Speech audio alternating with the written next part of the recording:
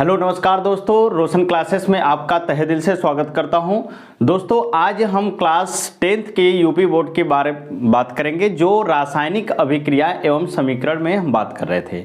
ठीक है, आज है तीसरा टॉपिक, रासायनिक समीकरण वाले चैप्टरों से तीसरा वीडियो आपको मिलने जा रहा है। और इससे पहले अगर आप 2 वीडियो नहीं देखे हैं तो जरूर है कि आप देख लीजिए 2 वीडियो। ठीक है, जो चीजें वहां देखे होंगे, यहां पर 2 टॉपिक्स लेकर आए हैं, यानी ऑक्सीकरण और आक्सीक कारक किसे कहते हैं।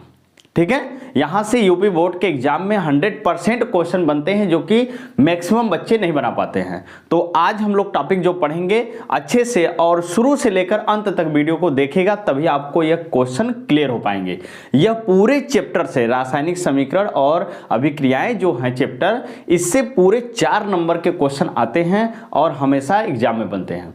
तो इसलिए इस टॉपिक से आप अच्छे से ध्यान दीजिएगा। ठीक है, आइए देखते हैं हम लोग क्या है आपका ऑक्सीकरण। ऑक्सीडेशन क्या होता है, यानी ऑक्सीकरण। यानी ऑक्सीकरण वहां होता है वह अभिक्रिया जिसमें किसी परमाणु अणु आयन से इलेक्ट्रॉन अलग होते हैं, अर्थात उसमें अगर हम सोच लें कि उसमें इलेक्ट्रॉनों की कमी होती है, ऑक्सीकरण की अभिक्रिया कहलाती है। यानी जैसे हम कह सकते हैं कि किसी भी परमाणु अणु या आयन में इलेक्ट्रॉनों की कमी होती है। क्या कह रहा है, इलेक्ट्रॉनों की कमी होती है, उसे हम क्या कहते हैं, ऑक्सीकरण की अभिक्रिया कहते हैं। ठीक है, इससे पहले हम लोग पढ़ चुके हैं कि ऑक्सीकरण जो प्रक्रिया होती है उसमें क्या क्या चीजें होती हैं। वास्तव में हम पढ़े हैं उसमें कि ऑक्सीजन का संयोग होता है, तब ऑक्सीकरण की अभिक्रिया होती है। हाइड्रोजन का निकलना होता है, यानी निष्कासित होता है। हाइड्रोजन का निष्कासित होता है, यानी हाइड्रोजन जो निकलते हैं वहां पर ऑक्सीकरण की अभिक्रिया होती है।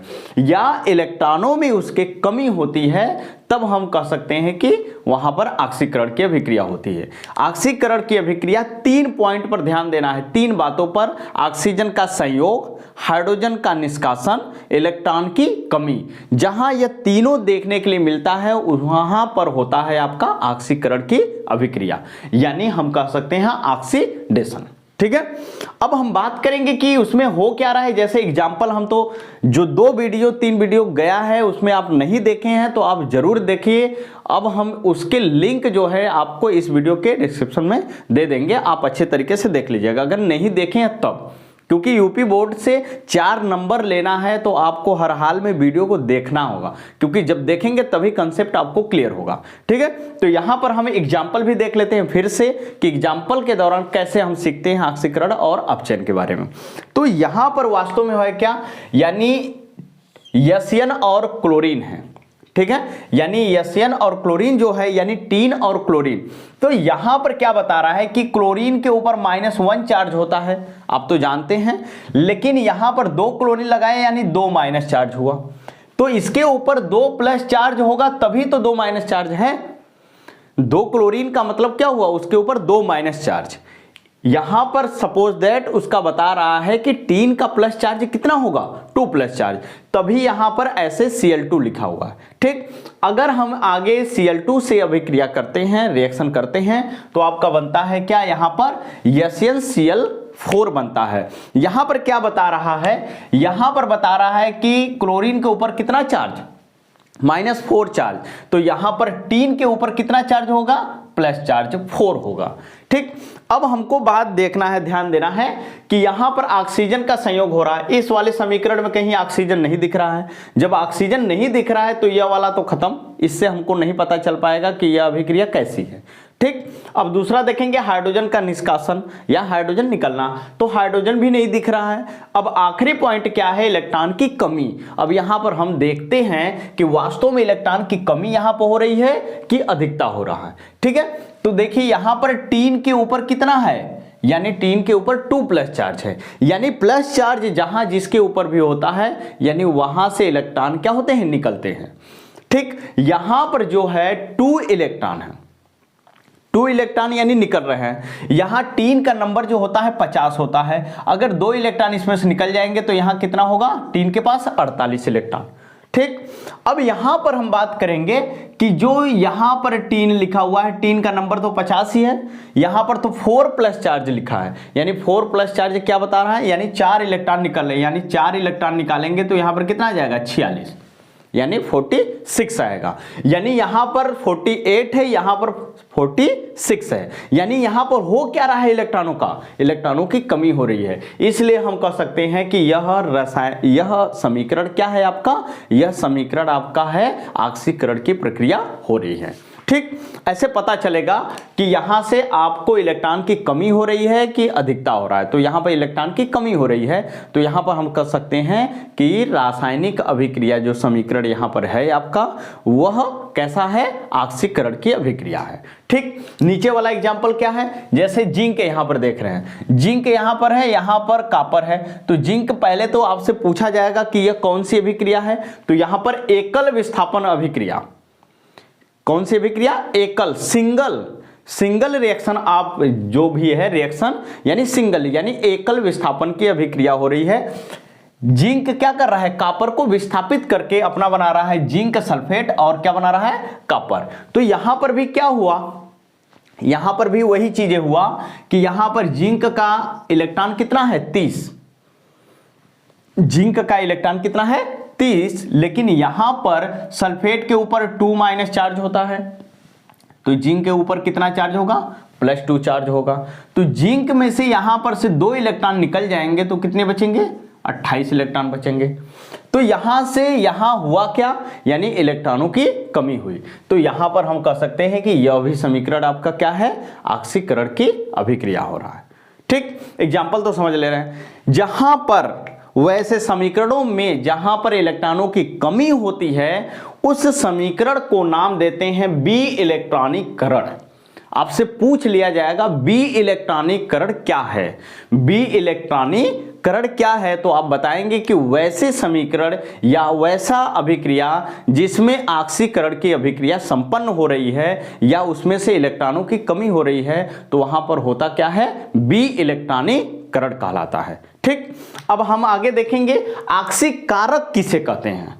ऑक्सीडेसिंग क्या है, एजेंट, यानी यहां पर ऑक्सीकारक पदार्थ पूछ लेगा आपसे कि ऑक्सीकारक पदार्थ किसे हम कहेंगे, तो ऑक्सीकारक पदार्थ उसे हम कहते हैं। यहां पर समीकरण देखिए क्या लिखा हुआ है, किसी रासायनिक अभिक्रिया में जिस पदार्थ का अपचयन, क्या हम कहें, हम लोग पढ़े हैं ऑक्सीकरण और अपचयन के बारे में, लेकिन यहां पर ऑक्सीकारक जो होता है उसे क्या कहते हैं, तो वैसे रासायनिक अभिक्रिया में जिस पदार्थ का अपचयन, क्या होगा, अपचयन होगा या होता है, उसे हम ऑक्सीकारक कहते हैं। या हम कह सकते हैं वह पदार्थ जो अभिक्रिया में इलेक्ट्रॉनों को ग्रहण करे, इलेक्ट्रॉनों को ग्रहण करता है, क्या होता है आपका, वहां पर होगा क्या आपका, ऑक्सीकारक पदार्थ होगा। यानी हम सीधे सीधे कह सकते हैं कि जो ऑक्सीकरण की अभिक्रिया होती है, जो ऑक्सीकरण की अभिक्रिया होगी वह आपका उपचयन कहलाएगा। ठीक, उपचयन कहलाएगा। यहां पर वह पदार्थ जहां अपचयन की अभिक्रिया हो रही है वहां पर आपका क्या कहलाएगा, अपचायक पदार्थ कहलाएगा।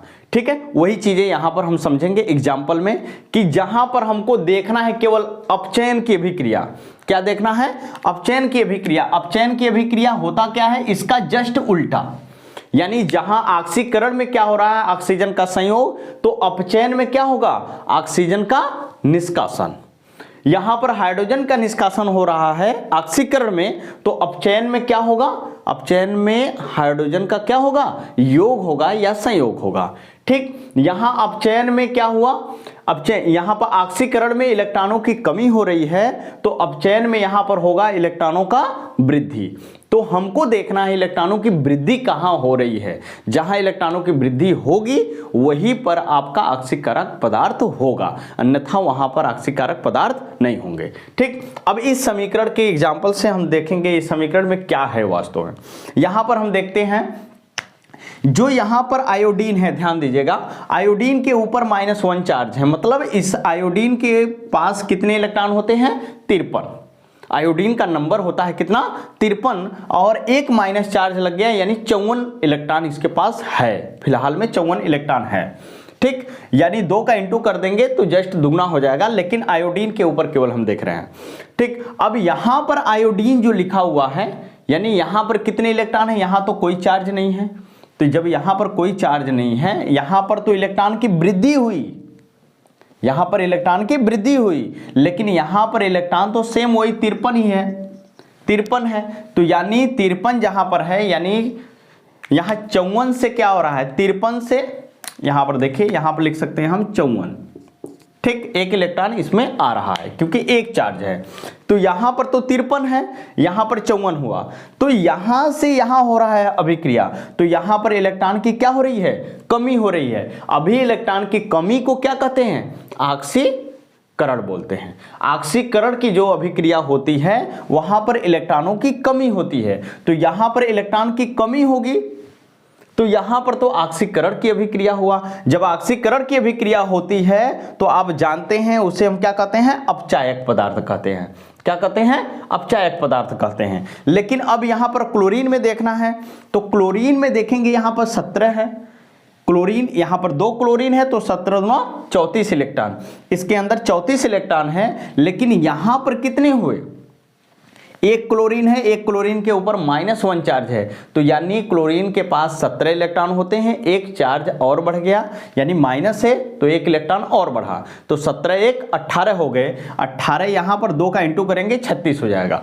यहां पर 34 इलेक्ट्रॉन है, यहां पर कितने इलेक्ट्रॉन है, यहां पर 36 इलेक्ट्रॉन है। जब यहां पर 36 इलेक्ट्रॉन हो गए तो यानी इलेक्ट्रॉन की क्या हो रही है, वृद्धि। तो इलेक्ट्रॉन की वृद्धि किसमें होती है, अपचयन वाले अभिक्रियाओं में इलेक्ट्रॉन की वृद्धि होती है, तो वहां पर यहां पर अपचयक हो रहा है, अपचयन हो रहा है, लेकिन इसको हम नाम देंगे क्या, ऑक्सीकारक पदार्थ। जहां अपचयन की अभिक्रिया होगी वहीं पर क्या होगा, आपका ऑक्सीकारक पदार्थ है, क्योंकि यहां पर अपचयन होता है उसे ऑक्सीकारक पदार्थ कहा जाता है।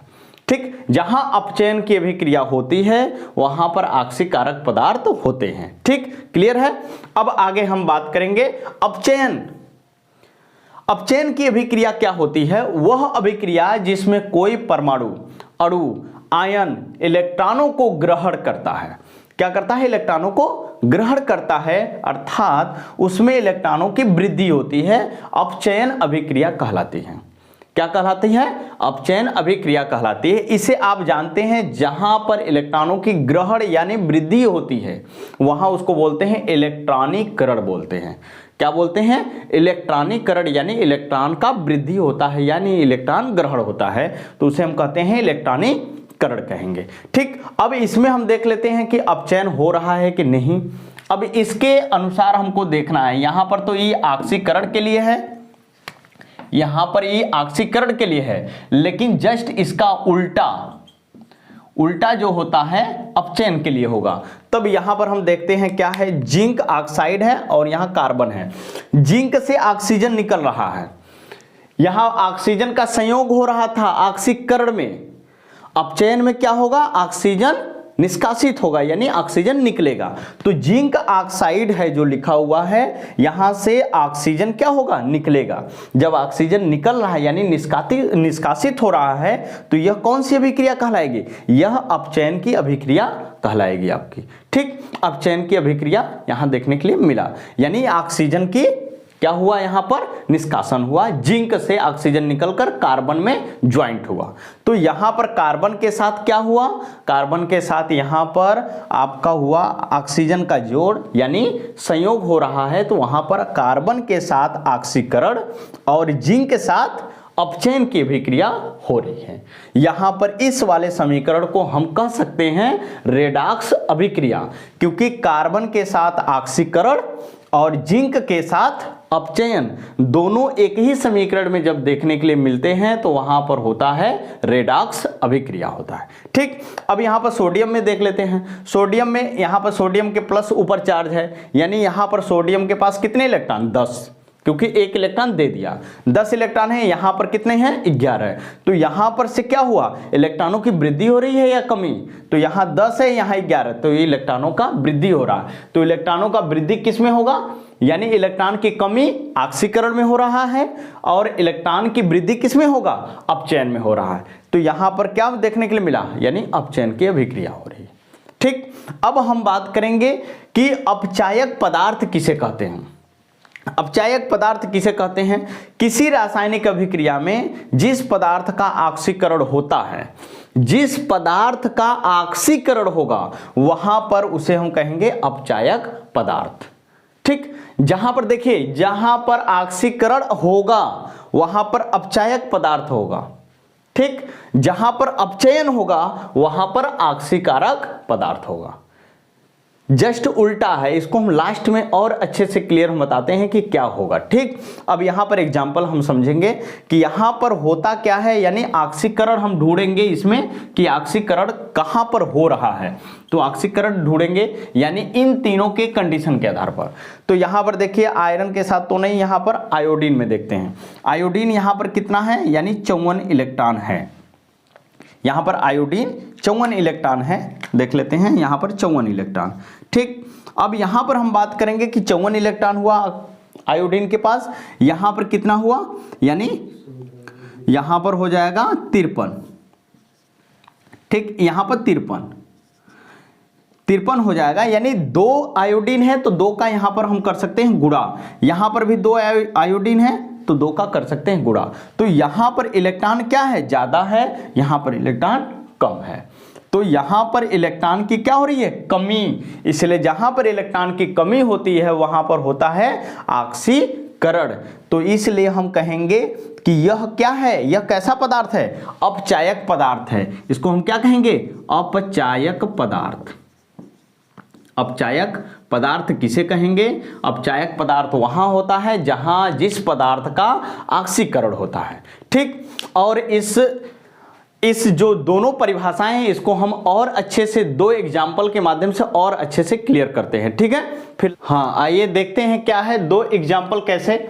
यानी Cu+H2 इसका रिएक्शन करते हैं तो Cu+ जल बनता है। तो इसमें हमको पहले देखना है कि ऑक्सीकारक पदार्थ कौन होगा और अपचायक पदार्थ कौन होगा। ठीक है, तो पहले उससे पहले हमको इसको समझ लेना है।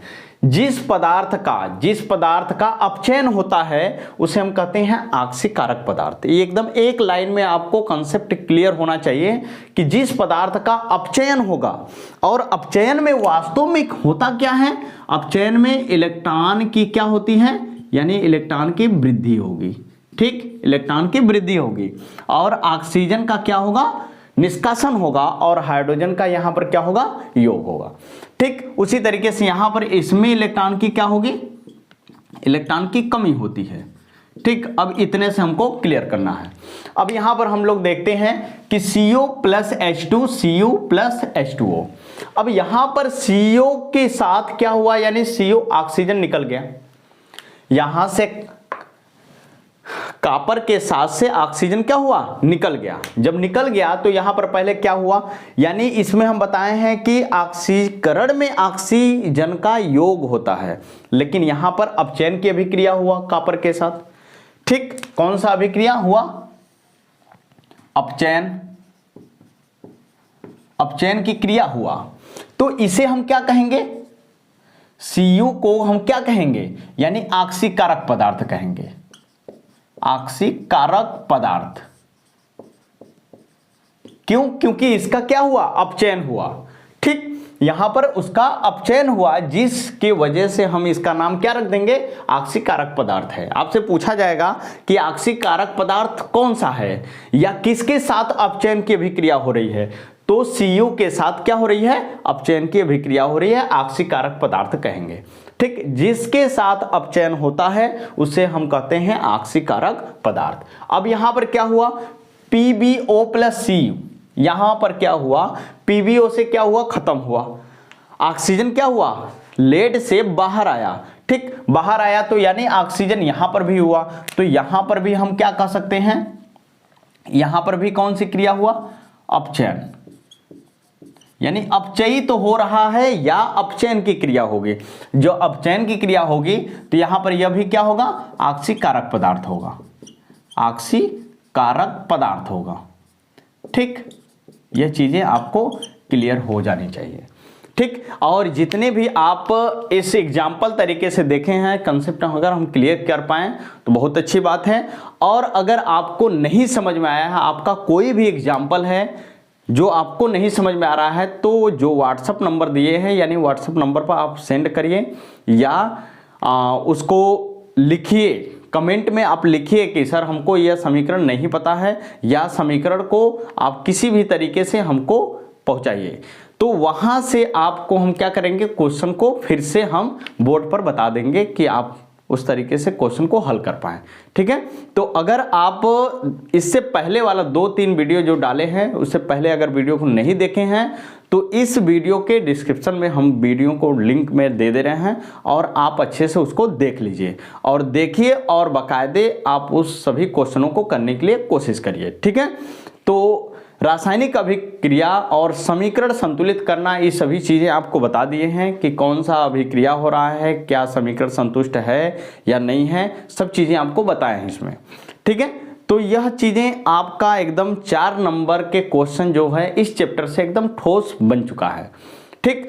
तो अभी आप अगर चैनल को दोस्तों सब्सक्राइब नहीं किए हैं तो आप चैनल को सब्सक्राइब करिए और अपने मित्रों में इस वीडियो को ज़्यादा से ज़्यादा लोगों में भेजिए कि हर चैप्टर को हम क्या कर रहे हैं, 2, 3, 4 वीडियो बनाकर आपको पूरा चैप्टर का कैसे कंसेप्ट होता है वो पूरा का पूरा क्लियर कर रहे हैं और अच्छे से आपको क्वेश्चन बता दे रहे हैं कि क्वेश्चन यहाँ से जाकर आप तैयार कर लीजिए। ठीक है। जो बोर्ड पर बताने वाला क्वेश्चन है आपको हम तो बता दे रहे हैं, लेकिन जो लिखने वाला क्वेश्चन है आपको क्वेश्चन बता दे रहे हैं कि वहाँ से क्वेश्चन आप देख लीजिए और क्वेश्चन को आप अपने कॉपी में नोट करिए और याद करिए। ठीक है। तो इस वीडियो को देखने के लिए आपको धन्यवाद।